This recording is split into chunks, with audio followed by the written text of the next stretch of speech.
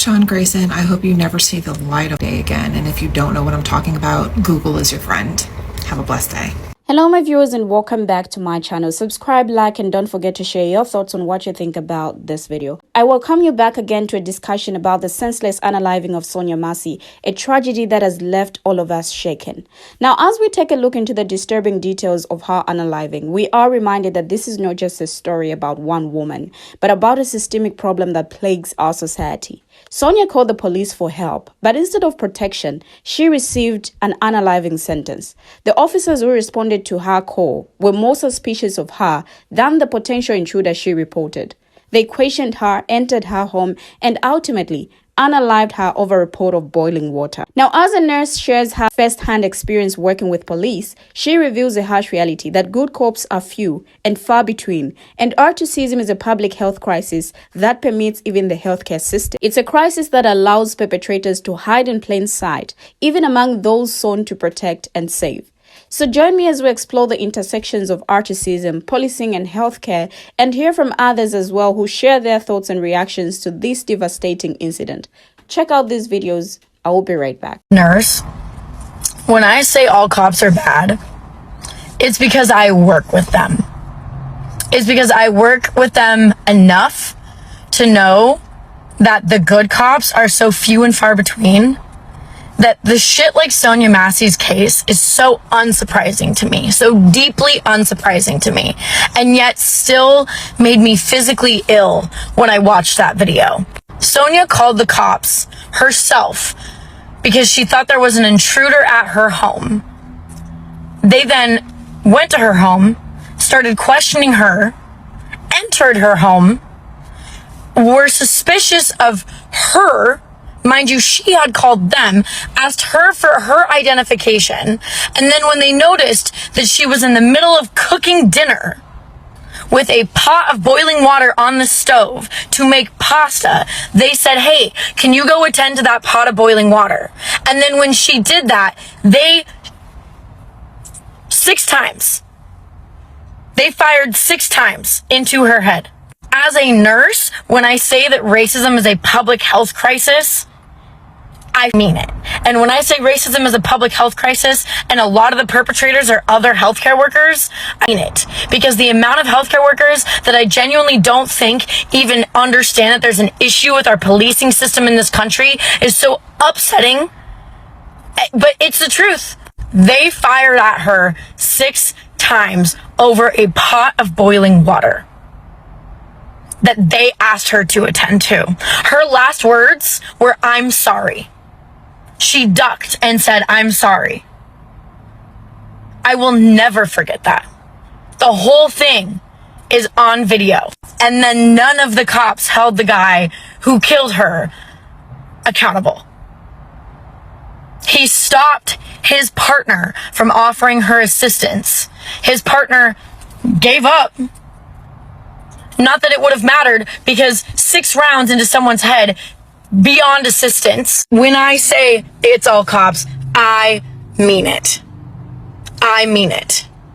Because we allow the most untrained, unbelievably violent and racist human beings and bigoted human beings to become law enforcement in this country. The worst part about the body cam footage is he set up that scene for her to be unalived in her own home. Whilst asking for identification from her, he randomly asked her to go turn off the stove so there's no fire. Then she removes a pot of boiling water into the sink right next to the stove. Then when he starts freaking out, she puts the stove in the sink, and you see her crouch on the ground, holding her head for 3 to 5 seconds before he starts.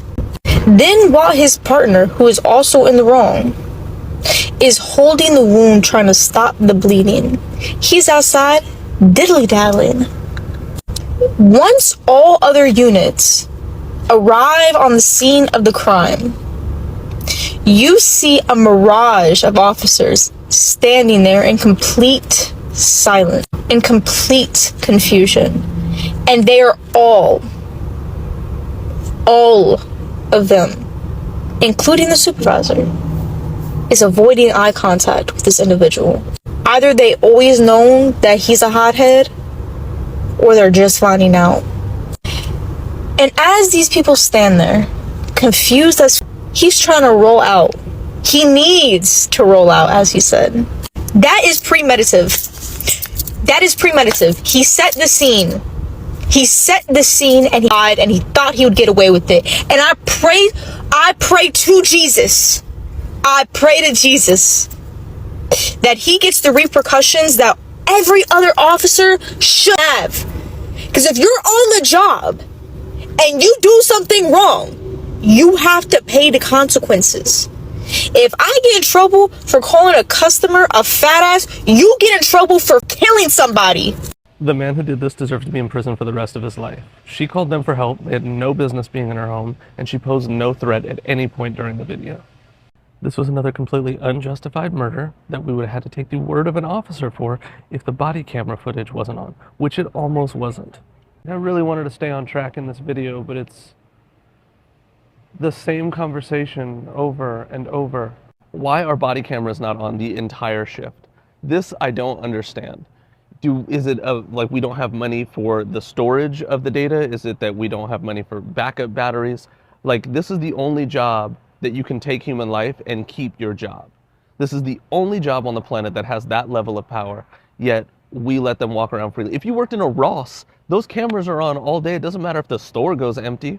Like, we have money but we don't have money to solve this very specific problem. Like, it just doesn't make sense. I watched all 36 minutes of the body camera footage, and I have like notes prepared, but like, what is there to say when this is the first option? How do we cure that? Why are these body cameras not on? The first guy had his on the entire time until someone said turn that off, which I think, again, why? The officer that took the shot turned his body camera on 21 seconds after pulling the trigger. And I know this because I looked up the body camera model, which is called an Axon 3. You might wonder sometimes when you see footage why it's silent for the first 30 seconds. This camera has a pre-buffer mode, which means when they hit the button, which is how it turns on, it backtracks 30 seconds with no audio to catch anything it might have needed to catch. They were so far into her home and conversation with her before he chose to press that button. He told the other people who showed up that I didn't have a choice, and quote unquote, that is crazy. He asked, as he was getting the med kit moments after he told the other officer not to, dispatch, does she have a record of being 1096, which is police code for is she crazy? This is again after he took the shot, so now we're looking to justify it before we have to retell this story. After he took the shot, the other officer said, let me grab my med kit, and he said, no need, it's in the head. 2 minutes later, he said, I'm gonna go get my kit. At the 3-minute mark, he said, I'm not even gonna waste my med kit. At the 4-minute mark, the other one who was holding her head said, she's still gasping. The lack of urgency between the time when he takes the shot, walks, not runs, to the car to get his med kit. He takes the time to check with dispatch to see if she has a history. Who knows if you could have saved her life? This is not to mention the fact that 1, you did not have to do it. 2, you have low lethal options. I checked with your police force. That's not the only tool they give you. He also worked for 6 departments in a 4-year span and has had no public incidents on record. But doesn't that seem a little odd? He does have 2 DWIs, which I find suspicious. They were dropped down to a misdemeanor, but do we learn nothing every time this happens? Do we not learn that maybe we respond with mental health training? Do we not learn that maybe our first item we reach for isn't that in the tool belt? Now, if you've been on social media this morning, or if you've seen your news, you have heard the name Sonya Massey. You have watched her execution. You have seen the injustice. And you watched it all by policeman body cams. Now, what happened to her was wrong. She called 911 thinking there was a prowler. She was calling for help. And they executed her. Now, we've seen it all. But something's just not settling right with me. Something I don't understand. As a mother, who has lost her child in police custody, I can tell you for a fact, that body cam footage that we're all seeing, that ain't that easy to get. I had to get lawyers. I had to fight. I had to get notarized papers. Well, we had to go through hell and back to get that footage. And this was released nearly instantly. See, they told us that we can't have that right now. It's pending investigation. But how was all this policeman body cam footage released so quickly to social media? See, it's not like somebody was standing there and videoing it with the cell phone. There was no bystanders. This was in her own home, in her own kitchen. See, sometimes when they have somebody standing by and recording and they put that on social media, well, the police are a little bit quicker to release that footage. But that's not what happened in this case. See, I fought and it took me years to get that footage. Right along with thousands and thousands of other families that had to fight.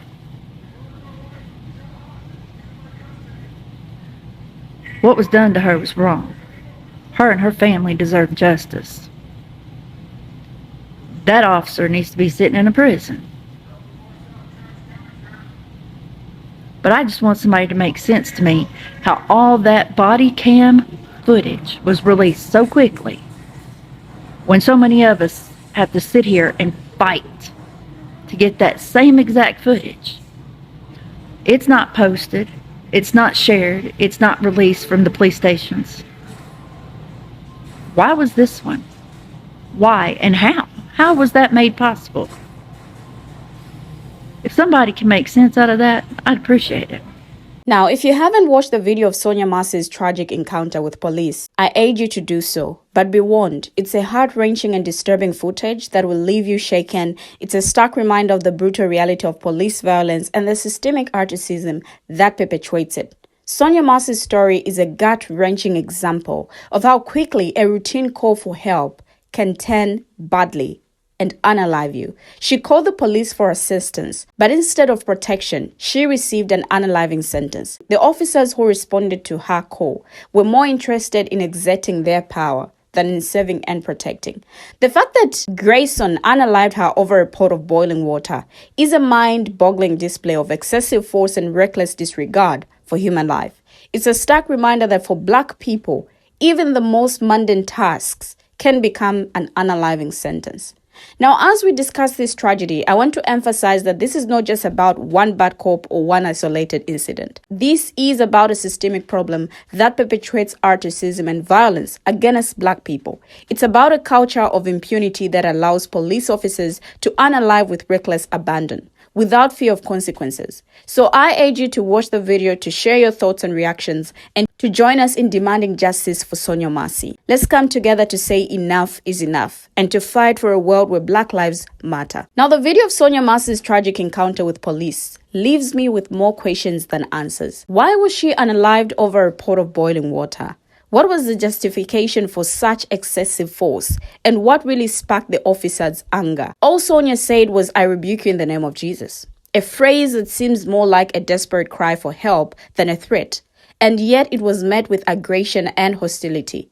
When she saw the officer charging towards her, she apologized and tried to de-escalate the situation. But it was too late. It's hard to understand how a simple phrase, "I rebuke you in the name of Jesus," could spark such anger and violence. It's almost as if the officer was looking for an excuse to unalive her anyway, and that phrase became the convenient justification. But I don't believe that's the whole story. There's more to Grayson's anger than meets the eye. Was he having a bad day? Was there something else going on that we don't know about? Whatever it was, it's clear that Sonya Massey's unaliving was not just a tragic accident, but a preventable tragedy that was fueled by something deeper. Let's not settle for easy answers or convenient excuses. Let's dig deeper and demand justice for Sonya Massey. Let's find out what really happened that day and hold those responsible accountable. Now, let me read a statement from President Joe Biden on Sonya Massey. It reads, Sonya Massey, a beloved mother, friend, daughter, and young black woman, should be alive today. Sonya called the police because she was concerned about a potential intruder. When we call for help, all of us as Americans, regardless of who we are or where we live, should be able to do so without fearing for our lives. Sonya's unaliving at the hands of a responding officer reminds us that all too often Black Americans face fears for their safety in ways many of the rest of us do not. Sonya's family deserves justice. I'm heartbroken for her children and her entire family as they face this unthinkable and senseless loss. Jill and I mourn with the rest of the country, and our prayers are with Sonya's family, loved ones, and community during this devastating time. I commend the swift actions that were taken by the Springfield State's Attorney's Office. While we wait for the case to be prosecuted, let us pray to comfort the grieving. Congress must pass the George Floyd Justice in Policing Act now. Our fundamental commitment to justice is at stake. Now, the family of Sonya Massey, a 36-year-old black woman, was pew-pewed in the face and unalived by a Pamela sheriff's deputy in Illinois, has said police initially tried to cover up her unaliving. Police audio obtained by The Guardian features someone on scene the night of Massey's unaliving, presumably a deputy saying Massey's wound was self-inflicted. A dispatcher asked to confirm, and the person on scene repeats, self-inflicted. The recording is in line with what the family says was misleading information given by police when Massey was taken to a hospital when she was pronounced unalived. Now, at a press conference on Tuesday, the family said police initially told Massey's loved ones she had either unalived herself or was unalived by an intruder. They tried to make me believe that a neighbor had done it, said Jimmy Crawford Jr., Massey's former partner and the father of one of her children, who added that law enforcement told nurses at the hospital that Massey had unalived herself. How do you get that confused? Said Crawford Jr. Only after a doctor said Massey's unaliving was at side did law enforcement begin classifying it as a police unaliving, the family said. Now, some of Massey's family did not learn who had actually unalived her until they read news reports about the 6th July unaliving, her father James Wilburn said on Tuesday. Now, the civil rights attorney Ben Crump, who is representing Massey's family, said the U.S. Department of Justice had launched an investigation. Responding to the Guardian's request for comment, the DOJ said that it is aware of and assessing the circumstances surrounding the tragic officer involved unaliving of Ms. Sonya Massey and extends condolences to her family and loved ones. The department will continue to track the criminal case opened by the Sangamon County State's attorney. The Sangamon County Sheriff's Officer did not immediately respond to a request for comment. What we don't want to happen is a Laquan McDonald situation, Crump said on Tuesday, referencing the 2015 unaliving of a 17-year-old McDonald in Chicago who was pew-pewed 16 times by police. The incident was caught on video that the police department and former mayor Rahm Emanuel subsequently fought to withhold footage from the public. We have finally come to the end of the video, but what do my viewers have to say? Share your thoughts in the comment section. Thank you for watching and see you in my next video.